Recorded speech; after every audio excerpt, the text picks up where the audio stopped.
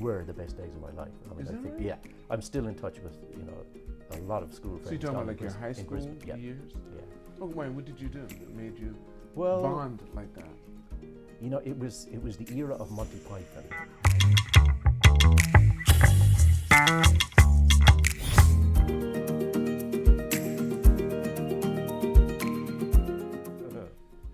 Frank, Right. I want to thank you for taking the time to be here today. No, thanks very much for inviting me. I'm Right. delighted to. Great to meet You're a you. very close friend with John Flanagan. I am. We go way back. Is that right? Yes, we were. So I know John. I watched your interview with John, which I absolutely loved, and so he was talking about coming in the nascent days of cable satellite TV here. So John was, as he explained, he was at Liberty. Well, I was with News Corporation. Oh, so you're in the media business as well? Yes, yeah. But unlike John, he's still in the media business. I went in a slightly different direction later on, which I'll explain in a minute. But yeah, we were there right at the start, and so John was with JCOM, and JCOM was fast. They were buying up all these cable operators, so creating what they call an MSO, multi-system operator. And I was with News Corporation on the channel side, so we were selling Fox Channel and National Geographic Channel, even Fox News for a short while. But but Fox and National Geographic were the two channels. And John was our ally on the other side, and well, he was just great. It was a win-win situation. We had great content, and they were looking for great content. So, that goes back it's like 1998 or so, 99. We were first working together. Oh, wow. So tell me, where were you born? I was born in Cork, in Ireland. Cork. Okay. Yes. So down in the south of Ireland. Okay. You grew up there for how long? Well, I was in Ireland until I was 14, and what happened was my father's job took us out to Australia. So we moved to Brisbane in Australia. How old were you when you? So I was 14. 14 I was when you like second year of what you'd call junior high school. Junior high school. Yeah. Do you have siblings? I'm one of six. We're One Irish. of six. Catholic Irish. That's right. So where do you rank in there? I'm third. You're third. I'm so third tell of me, six, so so right in the middle. How does it go from the top? I've got a sister, a brother, me, and then three sisters down below. So just two boys? Yeah. All right. Mom and dad doing well? No, they've both passed on. Oh, sorry to hear that, child. Oh, they had a long They did. They had a great long, life, I nice, think, long yes, life. yeah, Okay. yeah. And in Australia, they passed off in Australia. They did, yeah. Okay. So when you moved, so tell me, what was it like? First of all, in Ireland, your first 14 years. What do you remember? Well, Cork is still quite a small town, really. Okay. It was about 250,000 people now, and it's even less then, I think. We lived on the edge of the city, if you could call it a city. Hopped on our bikes every chance we got and drove out, and just played in the woods and forests, and did some horrible things. Collecting birds' eggs, but it was very educational and everything. But quite horrific when you think back of it. What we were doing. But a very outdoor life. It was, the summers. I mean, the winters are horrible. The winters, really it's dark when you're going to school. It's dark when you leave school. So there's basically nothing you can do in the wintertime. Right. But the because where you summers sit, then, yes. the summers are just magic. It's bright until 10 o'clock at night, and we had a regular kickoff. I'm a big soccer football fan, and we had a regular kickoff at 7 o'clock every night during the summertime. It was so. That's what I remember. There were horrible times as well. So what kind of work did your father and mother He was do? in transport. Okay. And your mother? Road transport. Not my mother. She had 6 children. Took care of the kids. That was a bigger job than my father. That's right. That's right. So were you close? Did you do a lot of things with your father? Did you? No, not really. No. What about your older brother? A little bit. Yeah, He was my older brother. We were 3 years apart, but he was about 10 years ahead of me in sort of his social maturity. Right. So he was off doing his thing. Are you still close with you? Well, he lives in Germany, so we just keep in touch, sort of, But the great thing about online and Zoom and everything, that you can, even if you're not in the same country, you can stay in touch. That's true. What about your sisters? Yeah, they're all down in Brisbane, in Australia, different parts of Australia. Okay. But it's a big thing, when you're. I've got a sister in Melbourne. She's actually further away than my brother, who lives in Dusseldorf in Europe. But just because you're in the same time difference, you feel like you're closer. So, yeah, very close with my sisters, in regular contact. I'm just curious. You still have your Irish accent, and you lived in Australia for how many years? Yeah, for Well, I was only there for 14 years. So for you, and the rest was about equal, here. Yeah. equal. So 14, Equal, 14. yeah. So of course, all of your maturing stage, because by the age of 12, you're mostly set.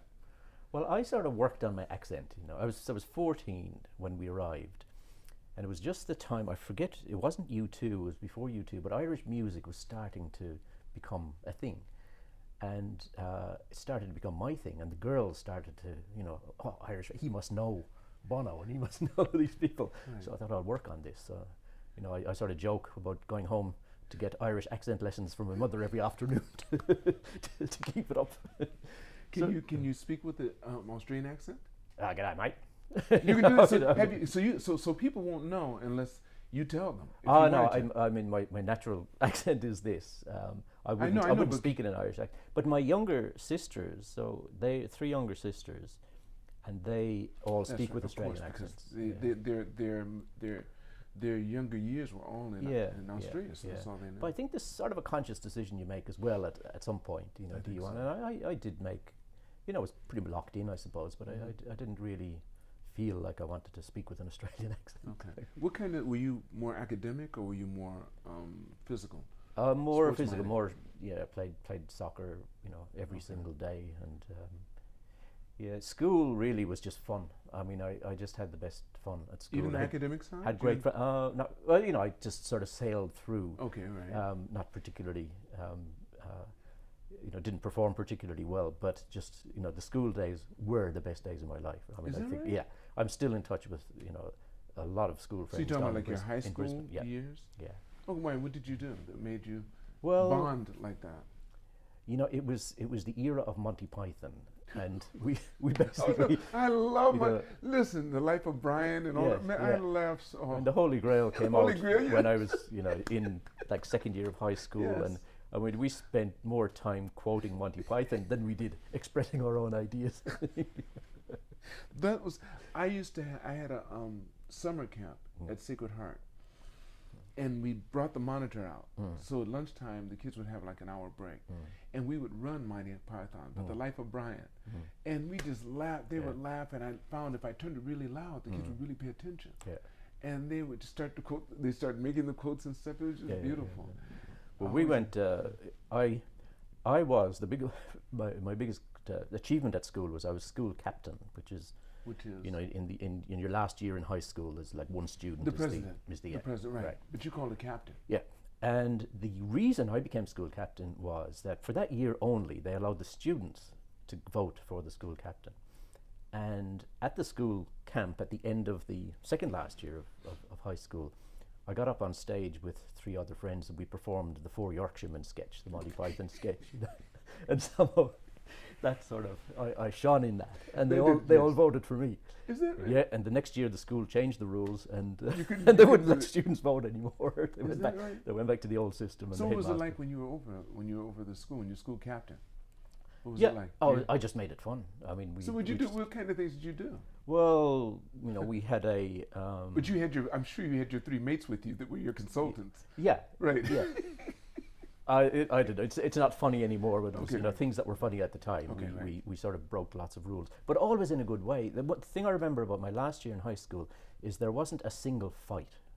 Oh, that's beautiful. Well, that I knew of anyway. And the school, before that and after that, it wasn't a hugely violent school, but there were fights as there are at school, and there were no gangs or anything. It was we had our groups and everything, but nothing violent. And I don't know if it was just the mood of the school at the time. It wasn't me. It was Monty Python. It was Monty Python. Yeah. Tell me this, Frank. After your high school. Did you go straight into college? I did. I sort of stumbled into university. I actually wanted to work. I just wanted to earn money and what be did you want independent. to do? What kind of work were you doing? It didn't matter. Okay, you just wanted to make some money. And my grades allowed me to go to university, and basically my mother sort of forced me to apply. And by the time I got around to applying, the only school that was still available, the only university with places, was a new university in Brisbane called Griffith University. And the only school with places still available was a school called Modern Asian Studies. And I remember hearing that, Modern Asia, that's an oxymoron if I've ever heard it. and went along. And for the first 6 weeks of the course, we had 2 weeks each of Chinese, Indonesian, and Japanese, and we had to then choose what we're going to do for the rest of our lives, basically. And I sort of joke about it, but there is a lot of truth to it. Is that the Japanese teacher was the best looking, so I did Japanese. And I am joking to a point, because it was around the time, it was late 70s. Japan was, emerging as a strong economy, and at the same time, Australia was shifting more and more to the Pacific, focusing more on Asia Pacific rather than a British colony. Well, as a matter of fact, they even tried to become the several independent. times, yeah. Right. So it was the general mood and everything. So it really, I think there was a degree of logic in my decision that Japan had a future. China at the time was just that was still no touch. Not long after the the end of the Cultural Revolution and everything, and Indonesia was just. What year are we talking about? That was 79. 79. Yeah. Okay. That's when you went into college. When 79? Started, yeah. 79. Okay, so you're 9 years behind me. Yeah. Wow. Yeah. That's interesting. So you finished your college education with what kind of degree? In a major, it's Asian studies, but my concentration was Japan, Japanese society, and language.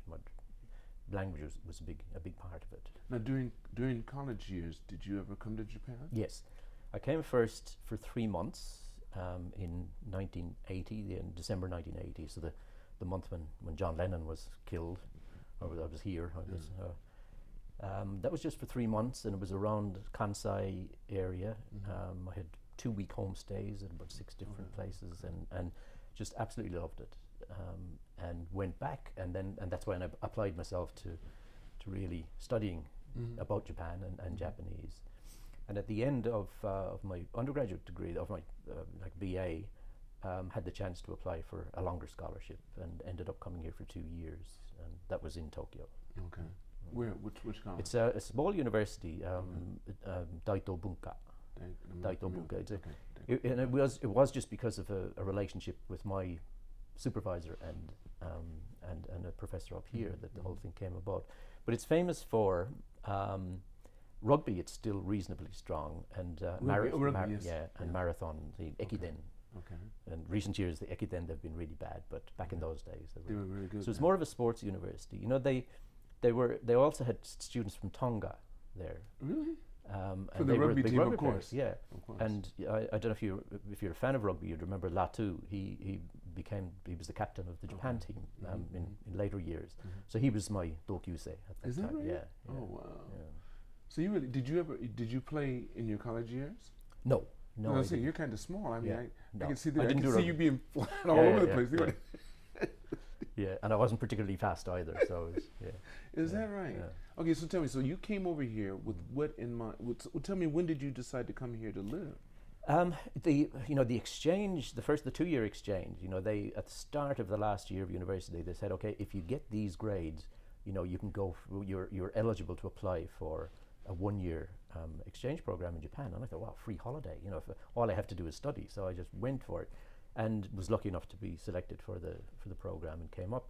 It turned into 2 years, and it was a university was free, but beyond that, I had to work part time and support myself. And Would you do part time? The teaching English. English, I was going to say yes. Well, teaching English. Did they set that up for you? They probably set it up. No, you had to do it on your own. There was very little support on that front. Yeah. Okay. But a little bit of English teaching, and I was also editing at a magazine called The East. I might remember that. Okay. No, the editor at the time, Bert Sabin. You have water right here too. Oh, thank you. Yeah, sure. Bert Sabin. I don't know if you've ever come across Bert. I mind if I see him. He is. I heard recently, or I read recently. He's just released a book, and I've got to buy the book because they did an event at the Foreign Correspondence Club. Oh, Foreign Correspondence Club. Okay. Yeah. I think it might have been the American Club, but one of them. And I've got to catch up with Bert again. It was the first time I heard his name in all those years. But yeah, so I worked with him. He was my boss, and I was doing part-time editing as well. Yeah. Well, now, just out of curiosity, when you were teaching English here, did you have an apartment by yourself, or did you have roommates? I was in a Gesshuku. We'll put it down here because I don't want to be in the. Sorry, I was in a Gesshuku. Okay, Gesshuku. Okay. With a shared toilet. And Yep. the whole 9 yards. A shared toilet, and we all went to the Sento at night. Right, exactly. And there's, Nice. my friend next door, Kaneko-san, he's still a very close friend today. Wow, And look at you. You probably had 6 times in that room. yeah, I had the big room. He had had, the big- he had a 4.5. 4.5. No, we used to, we'd go to the same soba-ya-san, almost that every right? night for dinner, and I'm still great friends with them. So all of these, the Zemi friends from Daito as well, still friends. I've had people sometimes, a lot of people have problems at school and everything. My best friends even today are from either my high school in Australia or, university days here or university in Australia as well. But I think it has a lot to do also with the personality of the person. You might seem to be, at first appearance, people might think that you're an introvert, but I believe you're really extroverted. Especially if you get a little juice in you. Get me on stage and I'm an extrovert. A Monty Python script in my hand. You're ready to rock and roll. So then you stayed here for 2 years. Yep. You worked while you were here, Yep. and you studied as well. Yep. Then you went back to Australia. Went back down to Brisbane to Griffith, and I did another year. It's called an honours year, and that was really focusing on language, a little bit of sociology and stuff as well. But worked very hard on language. Were you thinking did that about for a year. teaching? Was that what you were going to I was actually, I'd applied for a Monbushi. I was accepted for a okay. Monbushi. I was going to Hiroshima University. And then just things changed at home and I needed to work. So I had to turn down the scholarship. But was lucky when you enough. said at home, you mean back in Australia? Yeah, just sort of for personal reasons I needed you had go needed to back. work. Okay, I see. And was lucky enough to get a job with Hitachi in Brisbane, as an interpreter, basically straight out of university. So you had to go back to Australia, right? Well, so I was already there. You already so there. Okay, I got you. Finished that honours year, went straight into working with Hitachi, which was great to just be able to walk into. Just as an interpreter. Yeah, I had a fancy title, but basically the job was interpreter. And this year now, this is let me see, 80 what? That was 82. 82. Yeah. Okay. Oh no, sorry, 84. 84. Yeah. Okay, all right. Yeah. So I've done the 2 a lot years of money in Japan. falling all over the place, and Japan's going up. The bubble's Yeah. getting bigger and bigger and bigger and bigger. Yeah. So then you worked with Hitachi for how long? That was just for 2 years, and I was offered a job down at the Australian National University at a place called the Australia-Japan Research Centre. And the idea was that of that position was that it'd support someone while they prepared to do a master's and a PhD. And I thought about, I was thinking about going back into academia. But to be honest, by that time I was just working for too long, and I felt I wanted to, move into business rather than academia. When you were with Hitachi, did your interpreting ever? Did you ever have the need to come to Japan? Yeah, a couple of times. Oh, did yeah, you? Yeah. To translate Just them? short trips. Right. Yeah. Now you're translating for who? With For the the company was a joint venture between Itochu and Hitachi, and they had a contract with the Queensland government to build power stations. Okay. So I was in the procurement division. All right. So Now I was purchasing what? What were you going to? well, they had to purchase everything that they could buy in Australia. They had to buy in Australia. Okay. So they had all of these Australian suppliers. So I was between the Japanese, the real purchasing officer, and the Australian suppliers. So you're working for the Japanese. You're helping them out. Yeah. So how would you feel when you knew? I've known several translators. When you're in negotiations, I mean, you actually had to interpret the fees, everything. Yeah. When they're bargaining, when they got down to the brass all tacks? the decisions. I was really just in the middle, just trying to, but representing the Japan side, so trying to get the best deal. Okay, so how would this feel? Okay, now you have your countrymen, Australian, even though you're not Australian, it's almost the same. And when you knew the Japanese were using something, for example, they're saying, we don't do that, because it was very easy for them to say, that's not how we do it in Japan. Yeah. And they would fall for it. Yeah. And did you ever go like, you know what I'm talking about? Yeah. No, there's definitely conflict, but and I suppose that's where I learned that you got to have good outcomes from negotiations. Right. But you've also got to, you're representing whoever's course paying you you are. salary. I know. So I know that. so I was working for them and had to, Right.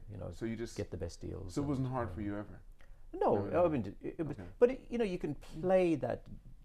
You play a role there in mediating, and you do get several times where I got my Japanese boss to maybe just think a little bit more. This supplier of these little screws over in Western Australia, they're having a hard time. They need a little bit of help here, and so you work out deals. But Were they fluent in English though? Your bosses? no. They really couldn't no, understand. no. Because there's been many cases where they graduated from Harvard or whatever, no one knew, and they would use a translator. Yeah. Back in those days, Okay. it's probably that case now, but back then in the 80s, no, there were a couple of the younger people who were really keen to improve their English, and they used to come out and go out drinking with us and everything. But not primarily, they were there to do a job. And All right, so you'd been working for a long time. You had a chance to go back in academia, and you said, "Nah, the money." Was it because of the money, maybe? That too? No, I mean it was basically because I couldn't do mathematics at the level that was required for the for the program that I would have been doing. Okay. So it was a rational decision just to go where So I where felt did you most go? What did comfortable. you do? So the Australian National University, they were very, very supportive of that. So it was a 3-year contract, and once the contract finished, they helped me find my next job. And I had been my position at the centre was publications officer. So they supported me in finding a job in Japan in publishing. So that's when I came back to Tokyo to take up a job with Harper Collins, and that's Rupert Murdoch News Corporation, Harper Collins. And so joined that. How long did you stay with them? 10 years, I think. What were you doing? What was your job? It was a sales office, and at the time HarperCollins had both educational books and what are called trade books, so regular fiction, non-fiction books that sell through the bookshops. So we were a sales office for that. At first it was Japan only, and then for the last maybe 3 years or so, I ran Asia Pacific. So how was that? What was that like for Oh, it was great fun. It was absolutely great fun. After coming from translating for Hitachi and then going into this. Well, I'd done a publishing job at the Australian National University for 3 years before doing that, so I was familiar with what publishing was all about. Sales was new for me, so I had to learn that. So did you go to Dale Carnegie? Great Stories? No, but I should have done. I mean, it really helps. My regret is, in Japan, you're sometimes you're given opportunities much earlier than you deserve them. You just sort of stumble into them in a lot of cases. And I always, when I'm asked today sort of what advice I'd give to people, and the advice I'm giving to my daughter right now, who just started work this year. How old is she? Is find a mentor. She's 22. Oh, okay. She's ready to work. Yeah. But find a mentor and find a mentor early. I would have had a much more successful career if I'd had that. That's so important. And I sort of did informally along the way, but especially when you're, I've always worked in Japan, sort of representing as mostly as a Japan country manager for a company overseas. So not a huge network around me from my immediate company. So yeah, I really believe in mentors, and it's it was just a matter of learning as I went along. Really. Okay, so from that sales job, where'd you go after that? How long were you there? So I was with HarperCollins for 10 years, and then within. Where'd you work your way up to? Or what? So the last job was the head of the managing director for Asia Pacific for HarperCollins. So would you have to do? Would that job entail? Would you have to do? It was a sales job. So we were. It was about maybe 70% educational books. English language teaching books, but also just general college books, in economics. How many people did you have working under you? It was about 20, I suppose, all up with, And it was only in Japan? No, it was Asia Pacific. All of Asia Pacific? Last so 3 years. So did you have to Asia travel Pacific. a lot? Yes. And for the last 2 years, there was just so much travel in Asia Pacific, around like Southeast Asia and China, Korea, that it just made sense to move to Singapore. So we moved on to myself and my wife, moved on to Singapore for 2 years. 2 years, okay. The last 2 years? Yeah. How'd you find that? Loved it. You did? Yeah. Because they have rugby everywhere, right? No, no, it was All those teams. no, no, they're more cricket probably than anything else down there. But no, it was just great. I mean, we loved the lifestyle. But I thought there was kind of strict, like for driving and everything, and it's pretty congested because it's all in one. Yeah, but it's so small as well. You know, Right, you can that's get around. right, And even back then, it had a decent. Well, the buses for sure were easy. The company, I was lucky enough to have a car while I was there. But you had a driver, you mean? no. Okay. No. But it's a great place. I mean, I think it still is now. I've been there, but I've never lived there, so it's a little bit different when you do No, that. it's lovely. It's lovely itself. There's so much, diversity, cultural diversity, and When you travel around Asia, what were the places that you really enjoy? The countries you enjoy? I think, I've lived in Japan for 33 years because I love Japan, and the country that was closest, in a sense, was Thailand. And I think it's just that sort of, I don't know if it's a Buddhist link or something, but just the calmness about it. Mm-hmm. Despite, Bangkok being crazy with the, population density and everything, it's just such a lovely calmness about the place, and I prefer that. I really liked Thailand. And the food's good too. Oh, it's great. Yeah. Going to at that time I was visiting universities selling textbooks, and you just walk into a campus and it's just everyone is so calm and lovely. I still love that. Maybe next after that, Malaysia. I really enjoyed Malaysia, and it was pretty the mix of, the colonial influence on the place and modern Malaysia. Yeah. Have you ever thought about like having a place you just traveled over it? Yeah. Having a place in each place, and just as soon as you go there, you don't have to worry about the clothes because they're already there. Yeah. I tell you, if I was going to do that, I would do it in Okinawa somewhere. Just not interesting. You're talking my language. Yeah. It's just easier, Isn't the it? language. Worry about a thing. And you get the plane ride. Yeah. It's only for 30 minutes, it feels like, and you're good. Yeah. We do that all the time. Yeah. I had through another job, I had spent some time in Ishigaki-jima. And I just absolutely loved People don't know that exists. Yeah. After you finish that, doing all of Asia, over all of Asia. So the story of my life has been, I've worked for 2 companies for most of my working career. Which are? One was News Corporation, right, and the other was a company called Hit Entertainment. I remember. It still didn't they have a record store? Is that no, the same that's one? a different. That's a different one. Yeah. Okay. No, Hit Entertainment is they're now owned by Mattel.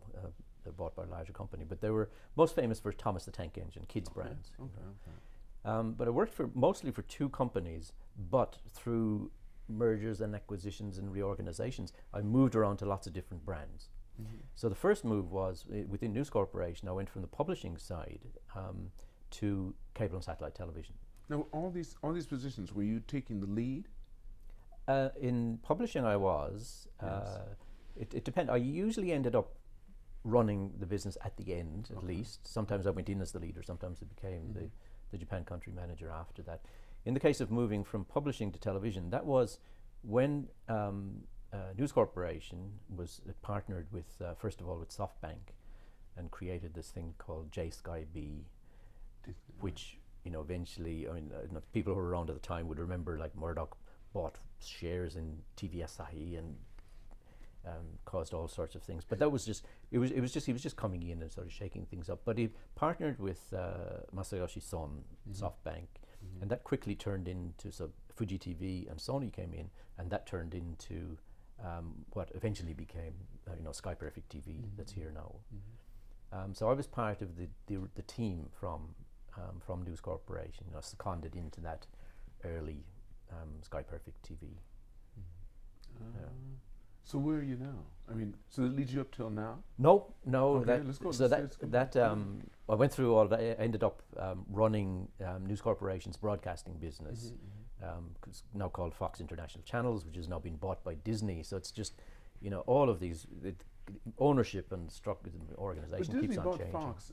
Fox is not here. Is it here anymore? It exists as a channel, but it's not doing anything. Well, they're still on cable and satellite television and all the streaming services. They're selling content and everything. It's still a very, very, very strong brand. Yeah. Right. Yeah, but that industry has just changed, so much. Well, as John mentioned in his podcast. Yeah. So So tell me, so what's your experience after that? From there, I was basically, my job in that industry was really about business development rather than TV per se. And it's at a certain point, when ratings come in and it, starts to turn into a TV business, I realized that that's, I've done my bit here, and had just started to look around for opportunities. And a colleague from another part of Fox, from the merchandising side of Fox, had just joined this company called Hit Entertainment. Hit had been bought by a private equity firm. They were looking to double their business. They had a small office in Japan, but they knew that there was a much bigger business to be had. So I was more or less headhunted at that time to join Hit Entertainment and run the Thomas the Tank Engine business in Japan. Yeah. And some of the best fun I've ever had. It's a great brand. It's right. I mean, everybody in Japan. So what made it fun for you? It's just, so I've worked with the common thing through, I suppose most of my career is working with foreign brands in Japan. And, for most foreign brands, it's a real hard slog, just to get your name to sort of a degree of recognition with Japanese consumers. You spend, hundreds of millions of dollars. Thomas the Tank Engine was already there, everybody knew it. And that was thanks to Fuji TV. They had built it through their broadcast, since the mid-80s. So to come into a brand and really be able to do anything, and it's a licensing business, so you literally, all the categories were there to monetize if we saw the opportunities. So very, very few barriers. So yes, it was just great. A small team, like-minded people, working with great Japanese licensees, and a great master licensee called Sony Creative, which Sony Creative was very, very, very, very supportive. That's good. But it's just fun, and the biggest fun was, you walk into work and you see a little kid with a Thomas the Tank Engine rucksack going off to Yochien, and you think, oh, my job is done. You're good. Yeah. Wow. So then where'd that lead you? So then again, because of acquisitions and whatnot, Hit was bought by Mattel, the American toy company Mattel. Now, Hit also owned Guinness World Records, and I had been running the Guinness World Records business almost on the side for because it was a group company. So I moved over to Guinness World Records and ran that business. Did that for about 5 years or so. I would think that'd be very interesting because you have to go around and look for people that want to break these records. And it's all kind of stuff. Yeah, and it's a great brand, and I came up with this term. And I've always been looking for these brands after that. As I mentioned, you know how much money companies spend. Big brands like, Walmart comes in and gets together with Seiyu. They spend hundreds of millions of dollars and they fail. Burger King has failed, Carrefour has failed, Boots Chemist from the UK has failed, and they're spending millions and millions of dollars. You got a brand like Guinness World Records. Everybody in Japan knew it. It's part of the vernacular. People talk about Guinness Q as being, the ultimate sort of thing. Right. But the problem was that they didn't have their brand, the product and the brand match right. Okay. So they were selling a book primarily, and the book is still, I think, the best seller after the Bible, I think, in the world. But although just for information now, Greg Story will tell you that Dale Carnegie's book is bigger than that, but we'll leave that up to the auditors. But it's a huge seller, the Guinness book every year. But it sells as part of it's a Christmas gift. It sells, at that time of the year. So it's not digital yet. Oh, it's digital, yes, so as well. Why would people buy the book? But it's a product that sells as part of that tradition of Christmas gift giving. Okay. So if you don't have that, the book is, no matter what you do, it still sells well in Japan relative to other books, but it's not a complete business. Right. So we had to figure out a new business for it.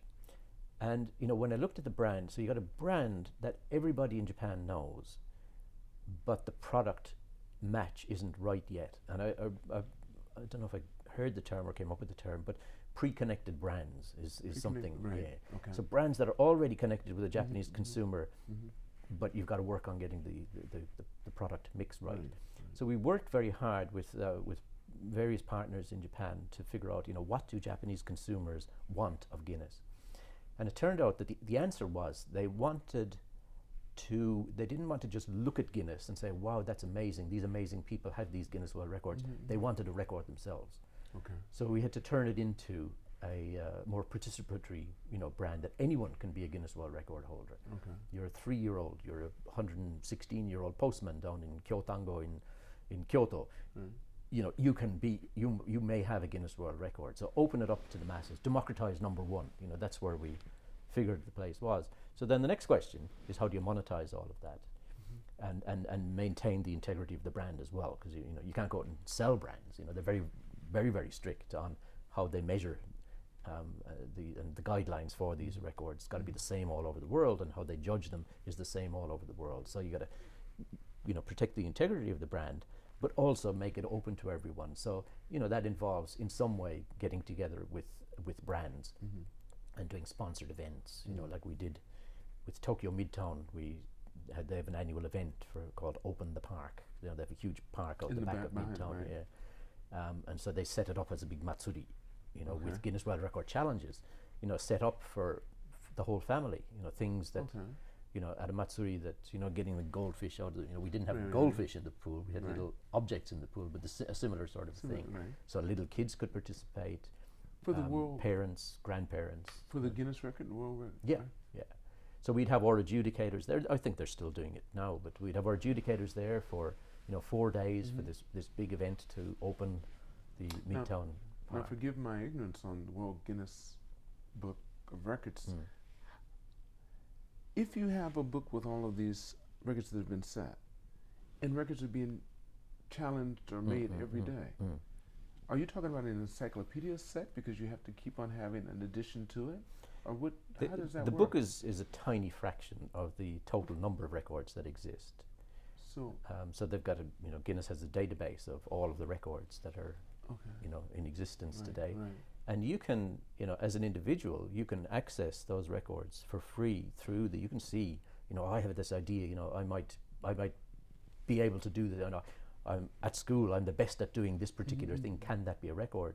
You can go in there and you can find out whether it's an existing record. If it is, you can download the guidelines, and you can, as long as you follow those guidelines and provide the evidence of you breaking the record, you could be a Guinness World Record holder for absolutely for free. It's available to everyone. What's the benefit outside of ego?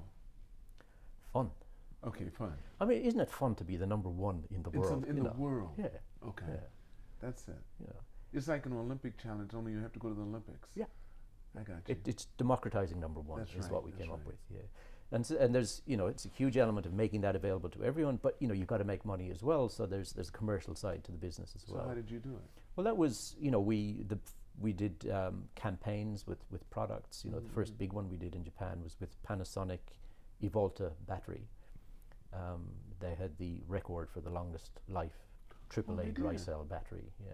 Okay. And in these cases, it's not Guinness World Record says you have this record. There were 3 testing services in the world that test these batteries. So it's just a matter of Guinness World Records just accepts the factual data, the factual data, and says, well, you do. This is the longest one. So then, Panasonic built a whole campaign around that. They designed, how do you make a battery?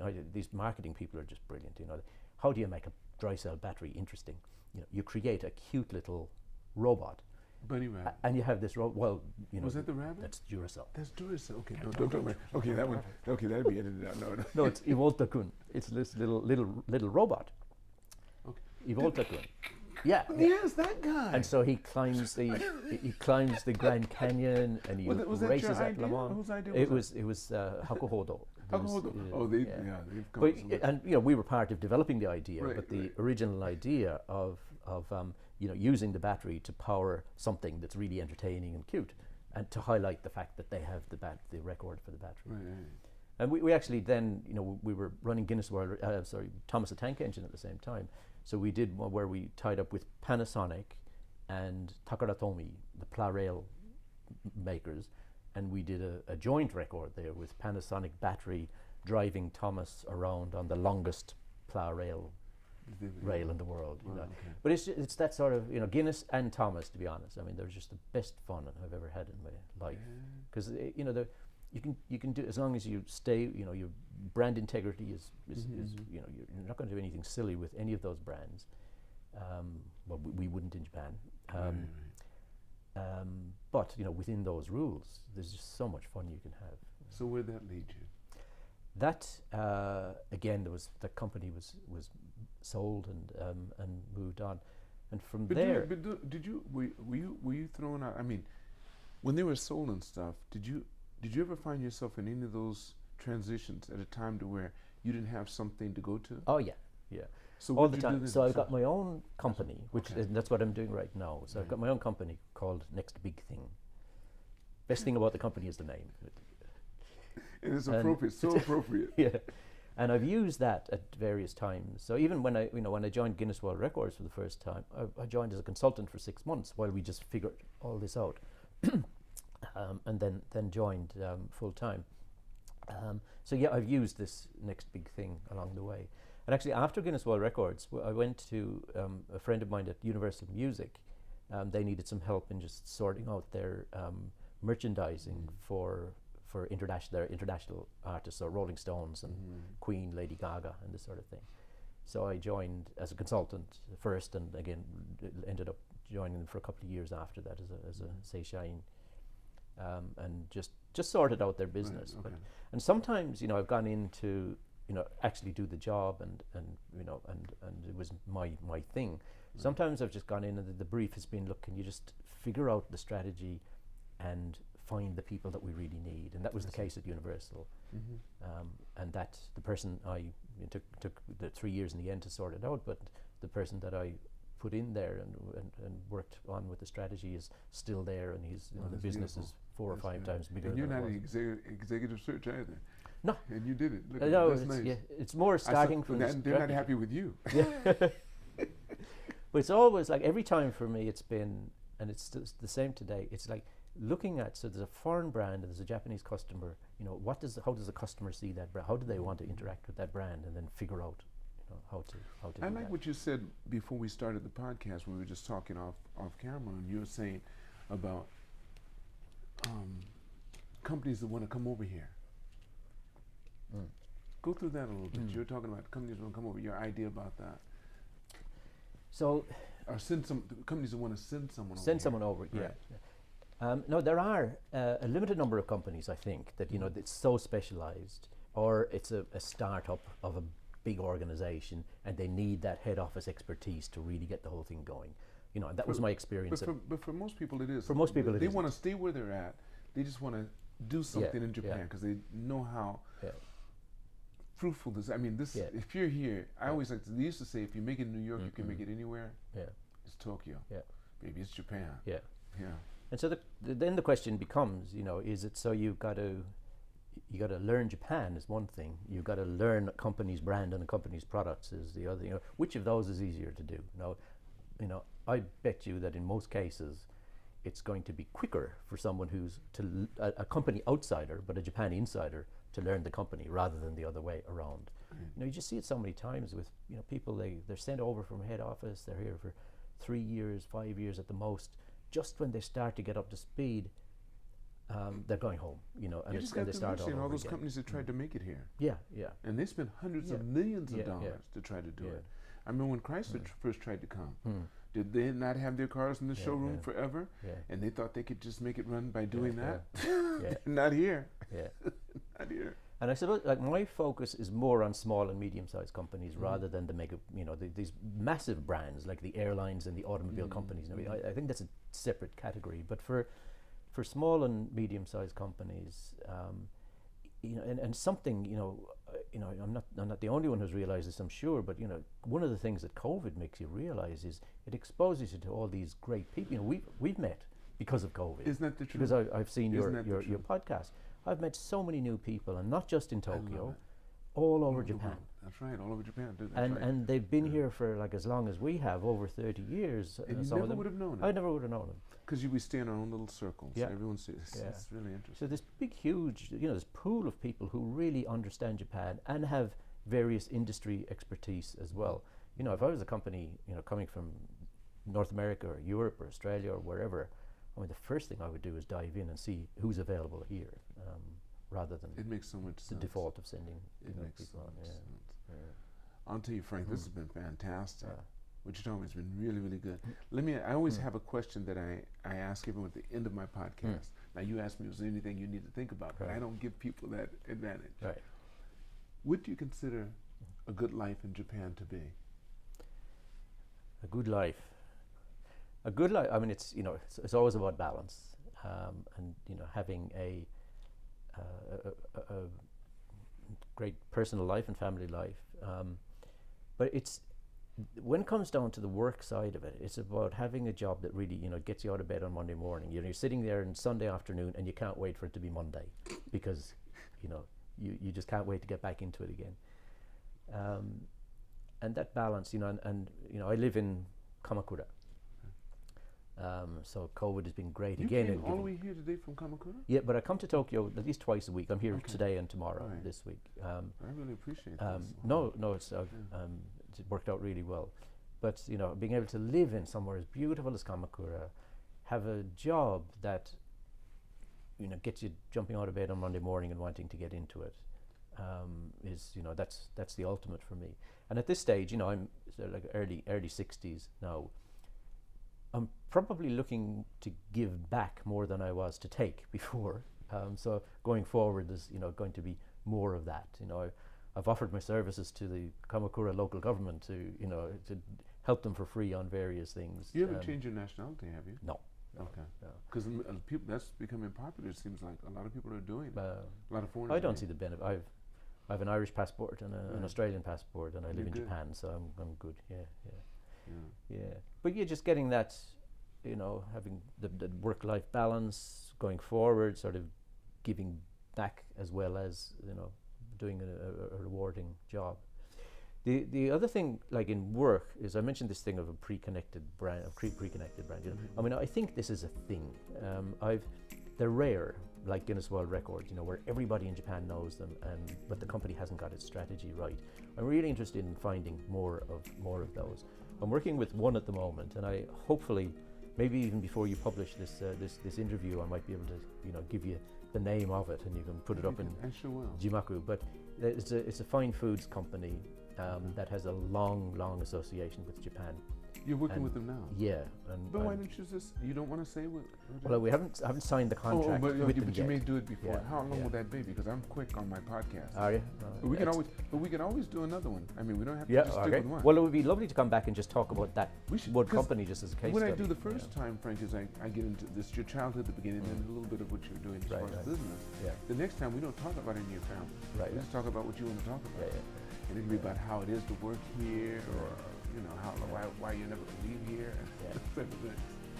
So that's what I really, Thomas the Tank Engine, Guinness World Records were probably the best fun I've had working before, and it's because everybody knows it already. So you don't need someone else has done all the heavy lifting. You just come in and get the match with the Japanese consumer right. So finding that next big thing that's interesting. Is the next step. I never thought of that. So it's got to be out there somewhere. I think there are more of them there. There's a whole bunch. There has to be. Frank, I want to thank you for today's. No, thank you. It's been great to talk. Thank you so much. Now we have lunch after this. Right. Looking forward to it. Never forget, it's all unknown, so continue to reach for the stars, because you're too blessed to be stressed.